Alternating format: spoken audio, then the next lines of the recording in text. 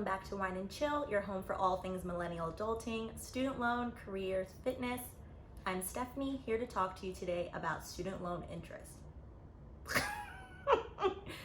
And which debt repayment strategy is best for you, Debt Snowball or Debt Avalanche. Now that we've calculated our interest and figured out how we got here, do we have simple or compound? Time to figure out your debt repayment strategy. If you guys want, let me know in the comments if you want to go through income-based repayment plan versus the different types that Fed loan or whatever your service provider offers based on income or pay as you earn. They have a bunch of different ones.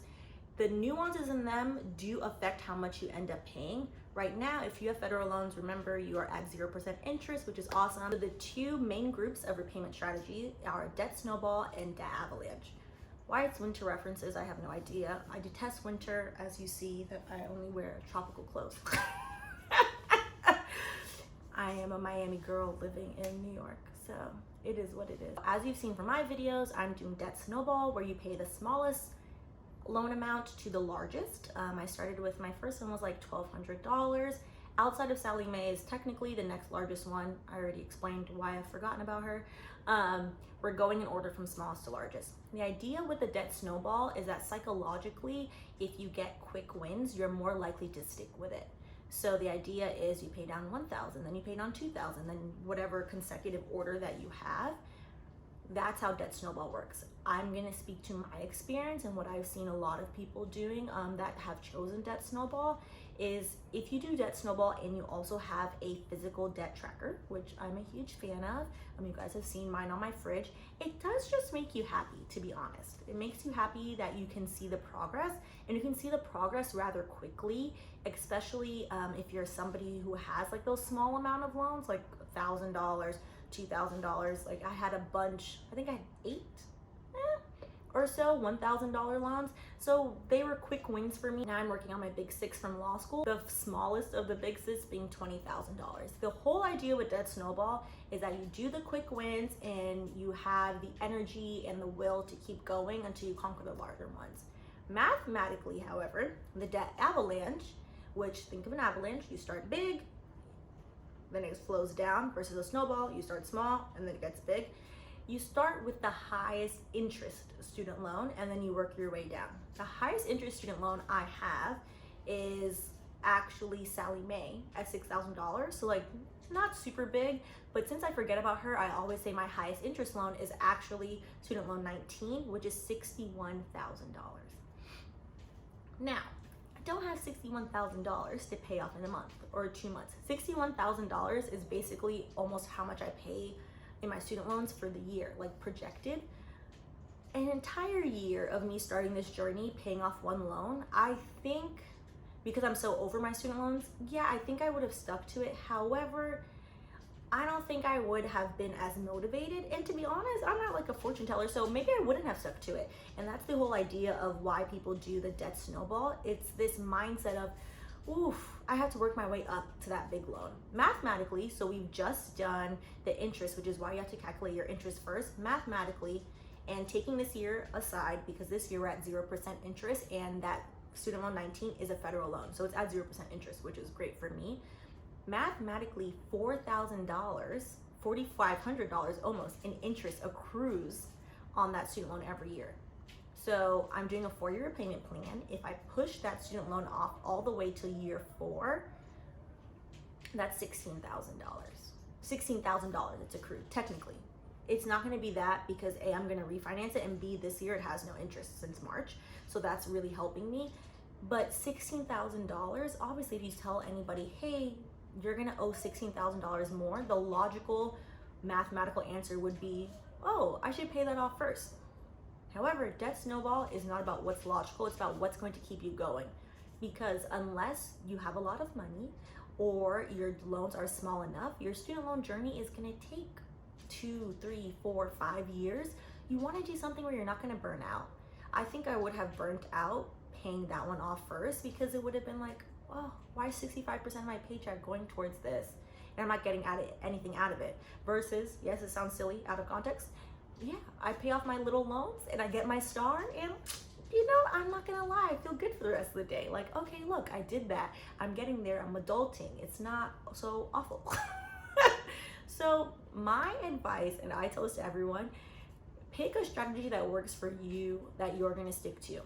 For context, what I'm gonna do come January, because everything is a federal loan except for Sallie Mae and then student loan 21 that I'm paying off. I actually refinanced right before the pandemic, which I'm mildly annoyed because now I'm paying interest 4.74% when I shouldn't even be paying interest because it would have been at 0%. But who the heck was gonna know that that was gonna happen? So it's fine. What's gonna happen next year or whenever they decide that we're paying interest again, I'm going to refinance student loan 19 since it is 7.21% and that's completely ridiculous, and refinance and pay whatever the minimum is on that while working in my debt snowball order. So I believe that will then bring me to, one second, I swear by the end of this journey I'm gonna have memorized my student loan numbers and where all of them go. So next year we're starting with student loan 20, which is $21,163.62. So student loan 20 will get paid, and student loan 14, which is $23,952.78, and then of course Sallie Mae. Those are the three I'll probably be tackling next year. While I'm tackling those, I'm also going to refinance student loan 19 because 7.21% is absurd.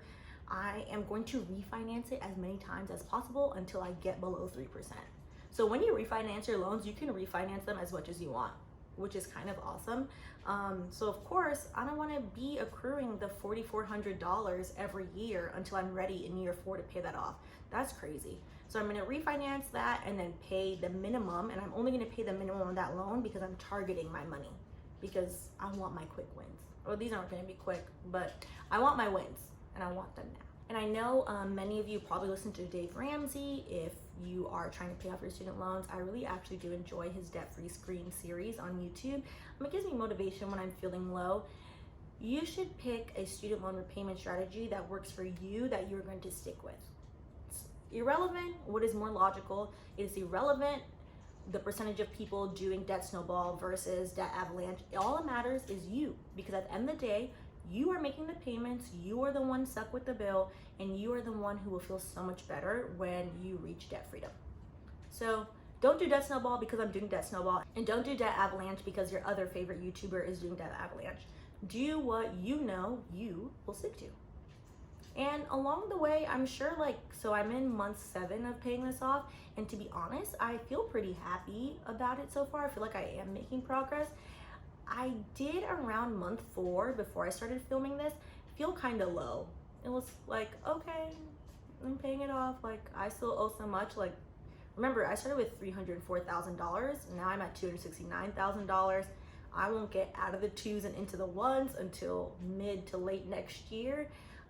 I have a lot to pay off, so it can be hard for those of you that owe 6 figures to keep that motivation. So keep that in mind. What is going to keep you motivated to pay it off all the way? Not get halfway and be like, okay, I got halfway. Because remember, the interest doesn't care. The interest will keep on doing what it does, and it will keep on accruing. And if you have compound interest, we did that math halfway. We did the simple interest math, and that already was a lot. So the compound interest math, do you really want it to sit there and accrue? No, you don't. It's uncomfortable. Debt is uncomfortable. So pick a strategy that works best for you. All right, if you haven't liked this video already, go ahead and like this video, and in the comments, let me know, are you using the Debt Snowball method or the Debt Avalanche method, and why? I'm always curious about hearing people's opinions. I'm of the opinion that, to be honest, maybe I'll switch to Debt Avalanche. I don't know, we'll see. I am all about paying them off. However I pay them off, they're getting paid off. So Snowball or Avalanche, it will get paid off. So you can do one method and then switch to another method. It doesn't make a difference. So let me know. Always interested in hearing new thoughts, new opinions, new strategies. And go ahead and subscribe if you haven't already. I'm going to be doing student loan updates, which the September one is already out. I'm going to do student loan updates the first week of every month. So that will be there. And of course, walking you guys through the different nuances of your student loan. Let me know if you guys want to see a student loan refinance video now, or if you want to wait until January when federal loans are out of forbearance and we have interest again. Assuming that most people have federal loans, but that's just an assumption. So let me know if you have federal or private loans, and we can talk about refinancing. Refinancing, I think, is the way to go, particularly if you have high interest rates from grad school like I do. Although some of my undergrad ones are in the 6.8%, which is like kind of wild, and then some of them are like 3.4%.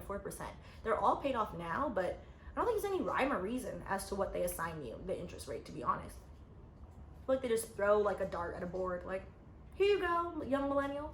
Thank you for tuning in to Wine and Chill. If you haven't already, please go ahead and like and subscribe and turn on the notifications. I'll be giving you guys more student loan updates, of course, and just more content around career, millennial adulting, and of course, getting rid of these goddamn student loans. Let me know in the comments if you're using the Debt Avalanche method or the Debt Snowball method.